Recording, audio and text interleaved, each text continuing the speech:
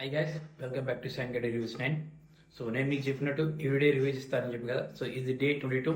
So ఈరోజు మండేలో జరిగిన review ఏంటంటే, సో సంజన గారు మళ్ళీ మొదలుపెట్టారు ఆ తన అల్లరి, ఆ ఏడుపులు, ఈ పెడవప్పులు. ఈరోజు మొత్తం ఎపిసోడ్ అంతా తన చుట్టే జరిగింది.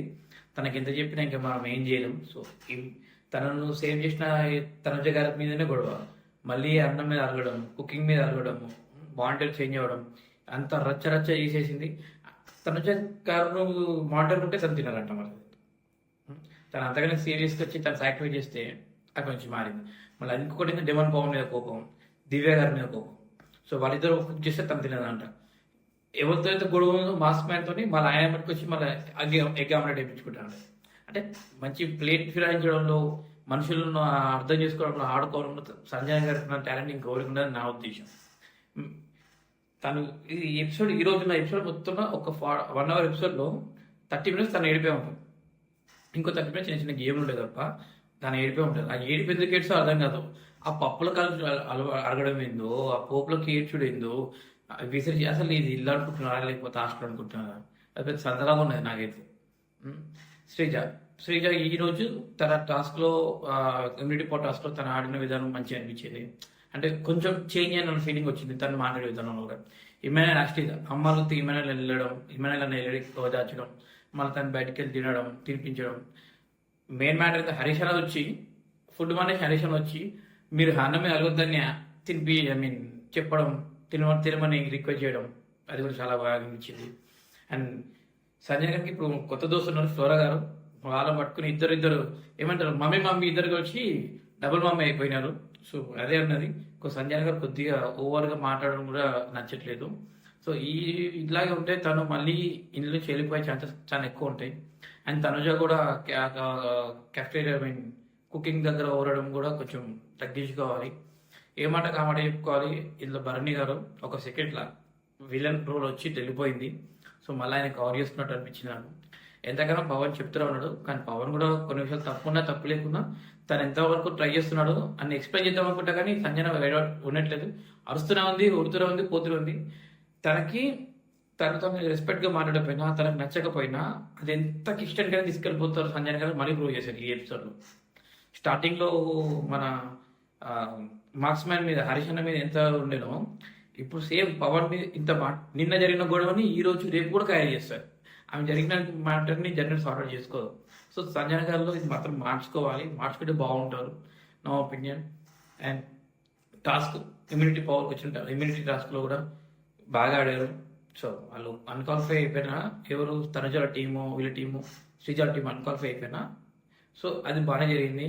సుమన్ శెట్టి నాకు బాగా ఆడాడు. దివ్య నాకు ఇక్కడ కొద్దిగా అంత నచ్చలేదు, ఎందుకంటే తను కొత్తగా వచ్చింది కదా, అప్పుడే ఇమ్యూనిటీ కోసం కోరుకోవడం తప్పలేదు, ఉండాలని.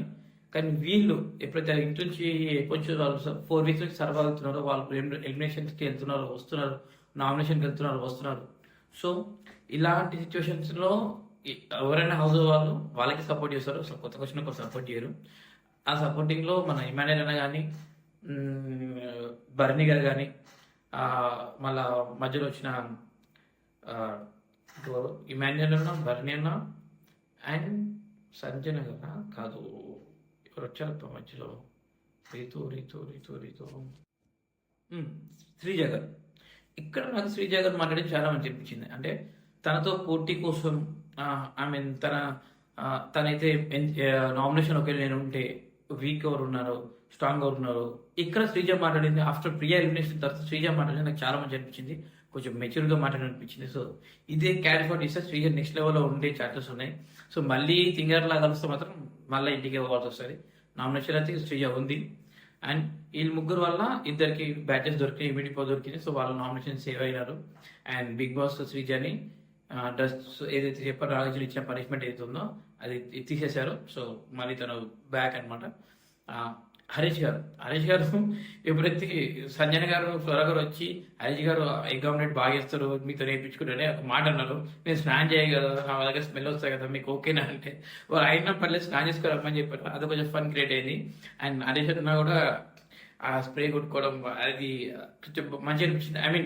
ఈ సిచ్యువేషన్స్ కొన్ని టైంలో హరీష్ అన్న మళ్ళీ హ్యూమరస్ లాగా బిహేవ్ చేయడం కూడా బాగా అనిపించింది. సో ఆయన ఇంకా ఓవర్గా మొత్తం బయటకు వస్తే ఇంకా బాగుందన్న ఒక ఇంటెన్షన్ ఉంది నాకు కూడా. సో మీ ఈ రోజు ఎపిసోడ్ మాత్రం ఒక 30% ఏడుపులు, ఒక 10% నవ్వులు, ఒక 5% ఆటలు తప్ప ఇంకేం లేదు. సో బోరింగ్ అనిపించింది. ఆ పోపు దెబ్బలు లేదో నాకు అర్థం కాలేదు, కానీ ఆ పోపు గిన్నెస్లో కోసం ఎక్కడెక్కడో మ్యాటర్ పట్టుకోవచ్చు. సంజన అక్క ఇప్పుడన్నా కొంచెం మారాలి. సో కొంచెం గేమ్ మీద ఫోకస్ చేసి, ఎందుకంటే వీళ్ళ వాళ్ళని సాక్రిఫైస్ తన ఇంట్లో ఉన్న సంగతి మర్చిపోద్దని నా ఒపీనియన్. ఎందుకంటే ఆ రెస్పెక్ట్, ఆ కేరింగ్ అదంతా పోతుంది కాబట్టి. సో సంజన గారు కొంచెం మీరు కొంచెం మెచ్యూర్గా ఆలోచించాలి. ఐ మీన్ అందరినీ అరవద్దు, మీకు రైట్ ఉంటుంది. సో అరవద్దు, మీరు ఇంకా ఏం చేయాలనుకుంటే అది చేయొచ్చు. సో మీ గేమ్ ఇంకా ముందుకు ఫార్వర్డ్ తీసుకెళ్ళొచ్చు. ఇప్పుడు మీ కొత్త ఫ్రెండ్ ఫ్లోరా గారు కూడా మీకు బాగా సపోర్ట్ ఉన్నారు చూసా. అండ్ మీరు తనతో ఉన్న రిలేషన్ కొంచెం మంచిగా అనిపిస్తుంది. అట్లనే మీరు మాట్లాడే విధానం కూడా కొంచెం చేంజ్ చేసుకుంటే ఇంకా బాగుంటుందని మా ఉద్దేశం. అండ్ ఇలాంటి రివ్యూస్ గురించి అండ్ నామినేషన్స్ గురించి, అప్డేట్స్ గురించి మీకు నేను ఎప్పుడు అప్డేట్ ఇస్తూ ఉంటాను. సో ఇప్పుడు ఈరోజు నామినేట్ అయిన వాళ్ళలో ఫ్లోరా గారు, దివ్య గారు, సంజన గారు, శ్రీజ గారు, హరీష్ అన్న అండ్ శ్రీజ గారు, హరీష్ అన్న ఐదుగురు నామినేట్ అయ్యారు. 1 ఫ్లోరా గారు, 2 సంజన గారు, 3 దివ్య గారు, 4 శ్రీజ గారు, 5 హరీష్ గారు. సో వీళ్ళు 5గురు నామినేట్ అయినారు. రేపు ఈ నామినేషన్ డీటెయిల్స్ మీరు చూస్తారు.